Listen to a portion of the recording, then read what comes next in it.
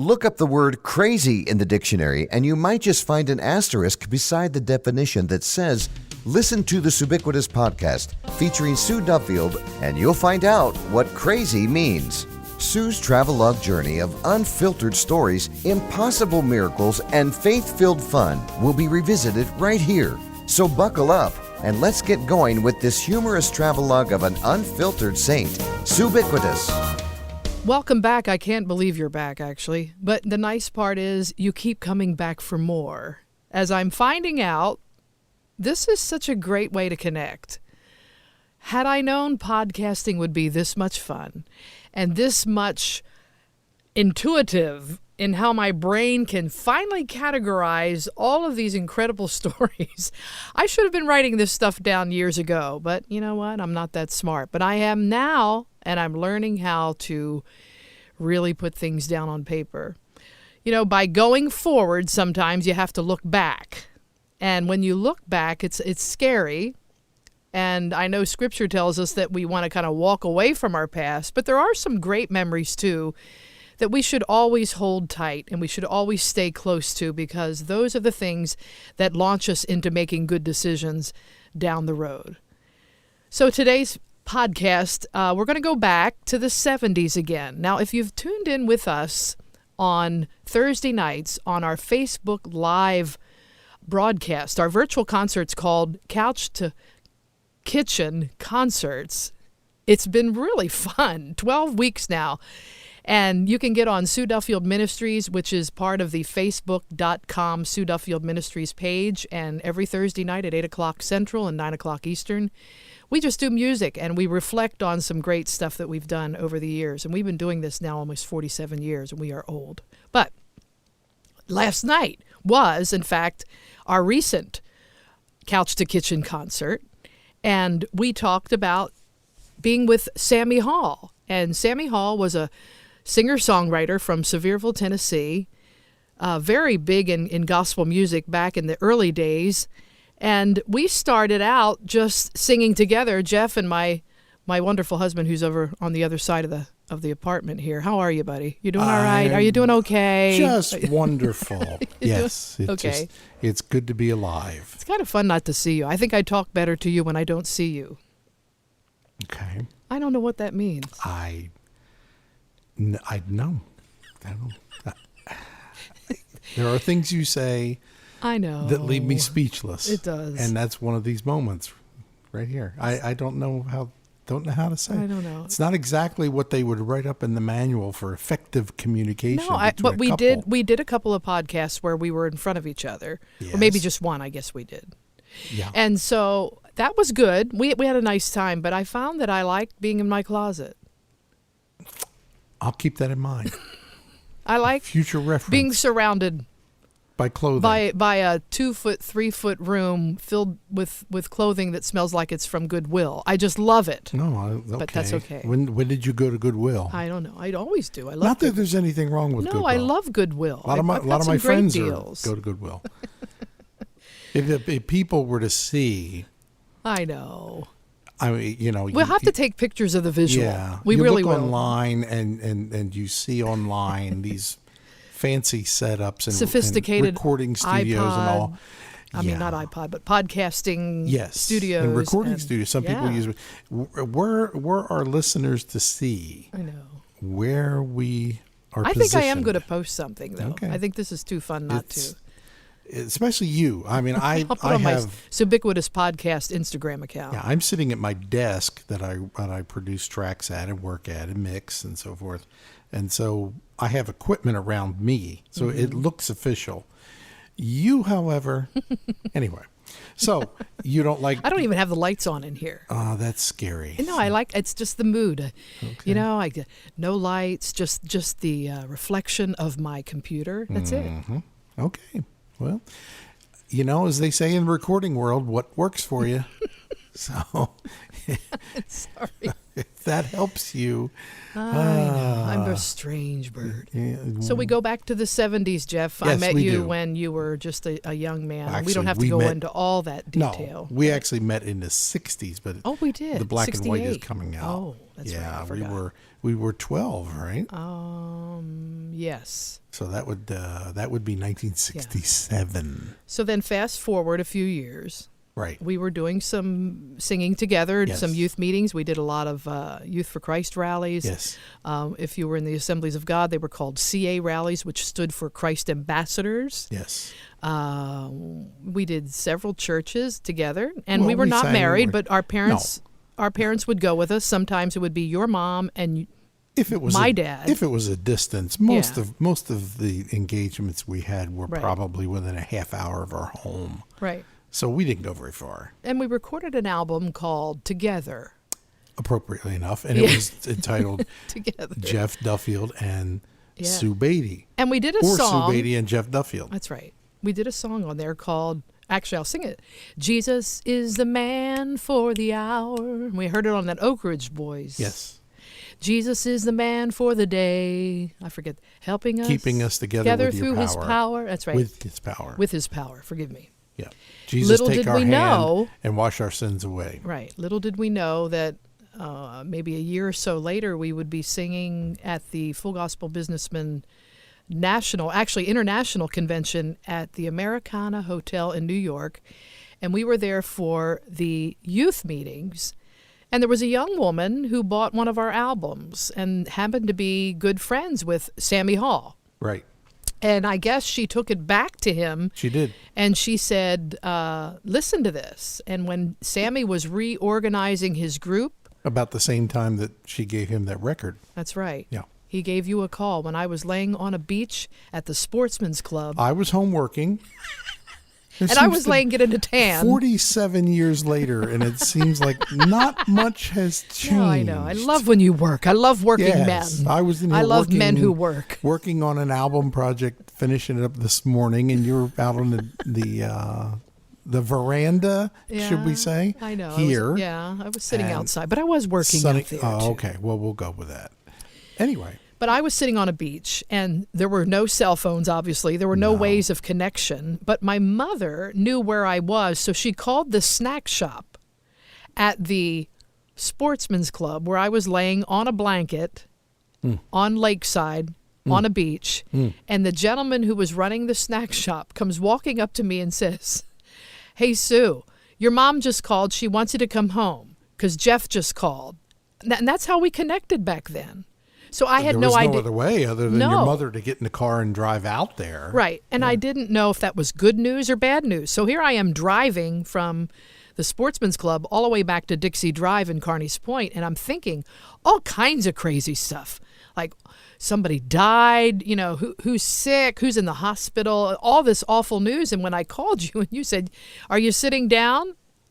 And this is what you said. I don't remember verbatim, but I remember you saying, "I got a call from Sammy Hall, and he wants us to join his group."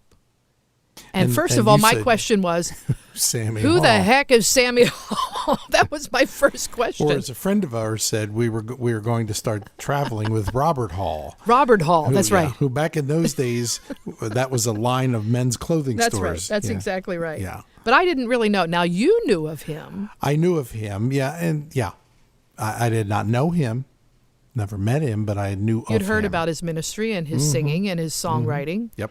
And Sammy was very, very big in rock music At one time. at one yes. time. And God delivered him from drugs, and he just decided to start a ministry. And man, I am telling you what, as far as the East Coast is concerned, he was way ahead of the game, way ahead of the game. And for some reason, he was able to combine the traditional gospel music and be actually a headliner on some of these traditional gospel music events when he was really more rock and roll.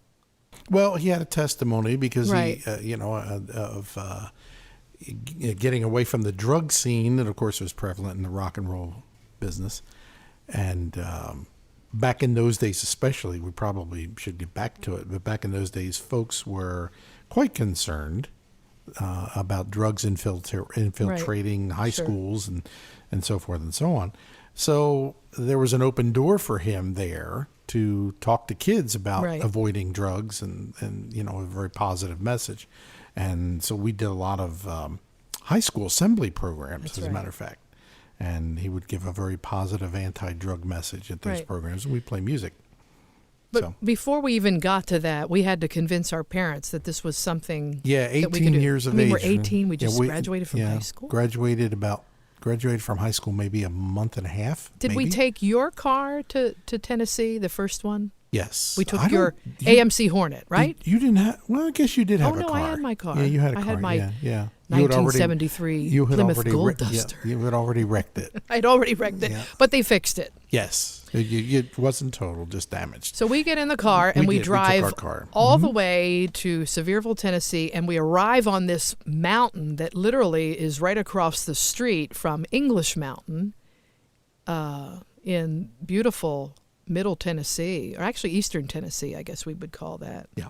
Smokies. So I arrive not, I'm not thinking about anything. I go on, I arrive, get out of the car, and I have one of those mid-drift tops on with my short shorts, and I wasn't aware that Sammy and his whole family were very conservative. You found out quick. I found out real quick because I remember his wife saying to, their secretary's name, not Cheryl. I'll think of her name. Anyway, she leans over and I could hear her say, Jackie.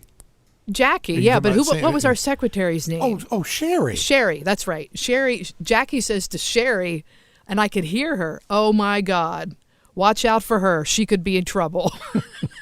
Little did they know Little did they know. how accurate they were. And so we had to learn a whole new realm of the Southern, more Pentecostal way of, dressing. I wasn't aware. is the word. Much more modest than that. Yeah. You were. I pushed the envelope back Yes, then. you- I know yes, I you did. did. You I did. know I You did. did. Yeah, I know. But I'm saved now, so I'm good. I will not must show this admit- body to anybody. I've heard that many times. I must admit, I didn't mind it back in the day. No, you know but what? We're not going to go there. Okay. Okay, that's enough. No, anyway, I- so it really did click. I was human. It really did click, though, on the very first rehearsal. We had Rowena It did. Jennings singing, Mike Cain on drums, Lenny Stadler, and Lenny was right out of rock music. So was Mike. Lenny played for the band Blackfoot, which Blackfoot, was that's a right. moderately successful band back in the early 70s. They played with Leonard Skinner, Procol Harum, I Right. think, and a couple others that the names are escaping me at the moment. Yeah, But moderately successful. They did quite a bit of touring, at least in the East Coast. right. And I think we're signing a record deal, and then he got out of that, He did. converted to and Christianity, and moved out away from that. I heard he gave he met Sammy at I think something like a crusade or something. Well, near, I was just near talking to North Carolina. No, I was just kind of, yes, sort of.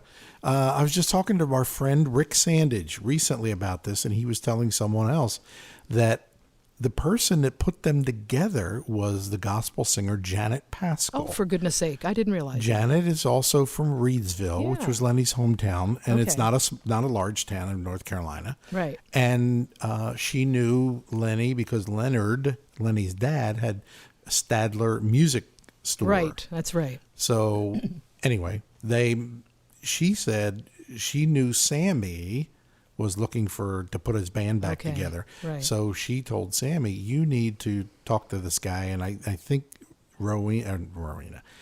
Janet took Lenny and Rick to one of his programs. They're in Charlotte or Greensboro, something like that. And she introduced, them to And that's where it started. Okay. Yeah. So we have 3 rock and rollers and 3 church kids. Mm. And then when Rick came to drive the bus for us, that was such a great new friendship because Rick could do everything. I mean, he helped didn't have haul in. He didn't have a choice. He didn't have a choice. He had to learn how to be a sound man, had to haul in all of the equipment and drive the bus. He was And supposed to sleep He was while supposed we to. were playing. That And was very it. rarely did he And he sleep. very rarely did because he ended up being the sound man, and so he's Yeah. running sound for us, and so that was how I learned how to drive a bus. I don't know how many thousands of miles we did. yeah. And there were times, too, that we did close to sometimes 3 and 4 concerts a day. Well, we would do 2 to 3 assembly programs in Right. different schools, setting up our sound system. And back then we were using 3 different keyboards. It's crazy today. I'd walk in with a keyboard that weighs about 25 pounds know. and a laptop today, and I'd be Yeah. plugging in. But nonetheless, we carried all that in, drum set, bass guitar, and then a PA system to sing through. And we would set that up and tear that down 3 and 4 times a day. I always felt bad for you. So did I. And Well, we did help. I don't know that we were so young though. You're 18, 19 years old, sure, you have all kinds of strength. and we were making so much money back then. We were getting rich. $99 a week, I think it was. That's what it was. And all the McDonald's stops you'd like.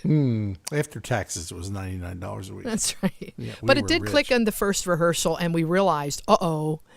And I'll never forget the very first couple of concerts that we did, because Sammy had a reputation of being with his family, and his sisters and his brother-in-law were part of the group, and they had all left. And now Sammy had reorganized this group of young kids from all over the country, and especially 2 from the north. Oh, my word. Oh, yeah. What a disaster is that? He brought in a bunch of Yankees. Brought in a bunch of Yankees. And so, but it worked, and it was such an incredible time. I'll never forget, though, there are some backstories that I want to talk about, too, because some of this stuff is hilarious. Do you remember that one house that we stayed in? Somebody put us in a house where the bathroom was You in have the told middle. this story I know for 47 years. Well, you got to understand where I'm coming from. This was weird. I think it was down in Georgia Alabama. Yeah. It was in Alabama, and The bathroom was in the middle center of the house. with Yeah. like 3 doors. And the stairwell from upstairs. Right, the stairwell emptied went right into the bathroom. The weird setup. The living room went right into the bathroom, Yeah. and the master bedroom went into the bathroom. And the kitchen. Well, there are 4 doors? There might have been 4 doors. I don't know. It's a blur. So in your mind, you think, okay, when you want to use the facility, you not only have to lock 1 door, you have to lock all 3 or 4 of those doors. And then there was a closet, too. And for some reason, I got up early, as the girls would normally do, because when you're with a bunch of guys, you had to get up. the girls would get up really early. Rowena and I would get up really early, and we'd get going with our hair and hair dryers and get stuff done and get out of there so that the guys could have it. Right. Well, here I just step out of the shower, and Sammy, of course, opens one of the doors that I forgot to lock, and I'm standing there in my August 13th, 1955 attire, and he looks at me, and this is what he said. And This is the great part of I the know. whole story. I'm trying to grab a towel. I'm going, wait, close the door. And he didn't close the door. He just stood there, and he's like rubbing his eyes, and he says, Mike, is that you, Mike? Mike? Now listen, I knew I was only 116 pounds back then. He was blind too. But, well. No, I know. I've seen Mike. Okay, I know. I know what Mike But looked like back then. Oh, my scream! I had no trouble telling either one of you apart. I know. Clothes on or clothes off or it whatever. was just hilarious to me. I can still hear Sammy say, Mike, is that you, funny. Mike? That was Mike? yeah, No, it's that's me. A funny story. So those were the kinds of things behind the scenes that nobody saw. Then we used to call ourselves, remember, Sammy Hall and the Cross Drillers? Yep. And the reason we called ourselves the Cross Drillers was Sammy would order direct from internationally, some big warehouse somewhere, these olive crosses. Wood. They were made out of olive wood. From Israel. Right. Yeah. And I mean, he would get thousands of these things, thousands of them. To use as necklaces. And then he would order also like a leather rawhide strap that you could put right through the cross. Almost like a shoelace. Right. So he, there was no hole in the cross. No. Yeah. So my life was not only reduced, I was a backup singer, but now I became a cross driller. Because we would be backstage with a drill while Sammy was giving the altar call, leading, hundreds of kids to the Lord, and we're backstage going, hang-yow, hang-yow, hang-yow. and then putting oh my, the rope through there. Yeah, and he sold them for $1 a piece. $1 a piece. And you know what? There is no doubt in my mind that we sold 20,000, 30,000 of those things in a year. Wouldn't doubt it. Oh, my word. We couldn't keep them on the table. Couldn't make them fast enough. Which is why we were called Sammy Hall and the Cross Drillers. Oh, I'll never forget that. Yeah. Do you know that time? There was a really supernatural time, though. And I know you'll remember this. Do you remember the time we were running late for an event? Yep. And we finally realized we were in the wrong time zone, that the church was actually in a different time, an hour ahead. Yep. And we were already in Central Time, and we had to get to Eastern. So we were losing an hour.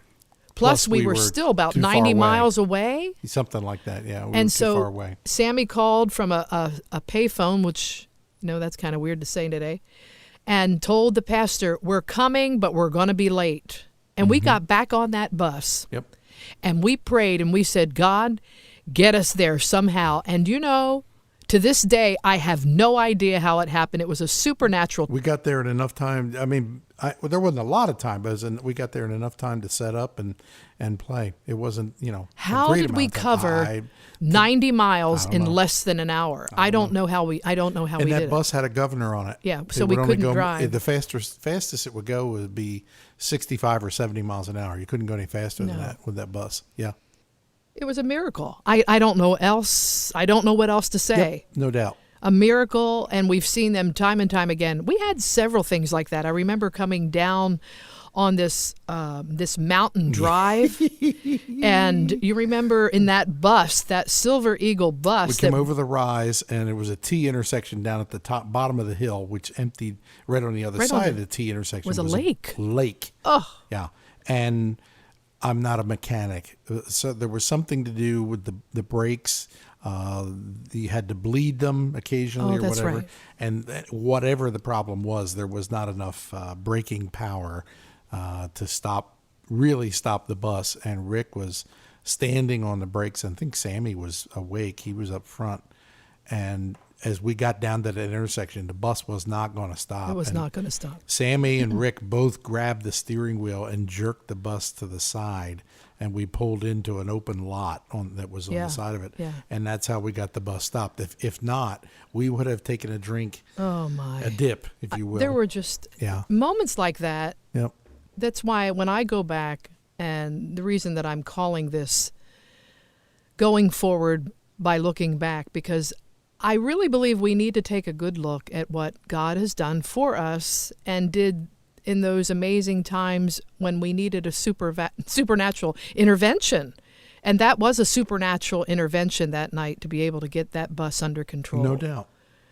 And there was more than one time like that. I don't know if it's because we were all in our 20s and we were, just not real experienced, but there was more than one time where I thought we had bought the farm with that bus and managed to pull off the road safely. Right. But by far, Jeff, there's no doubt you were honing some skills on keyboards during the Sammy Hall regime. I was also starting what I would call listening and watching and evaluating how people do public performances and even singing backup. I loved that era of time. I loved doing those live concerts with Sammy.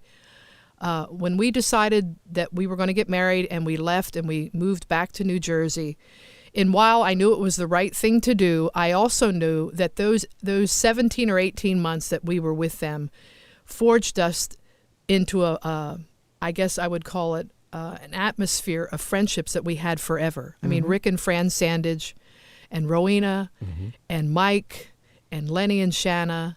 And it's funny, we've often said over and over again that we would have had a great group. We could get rid of Sammy. We had a great group without him.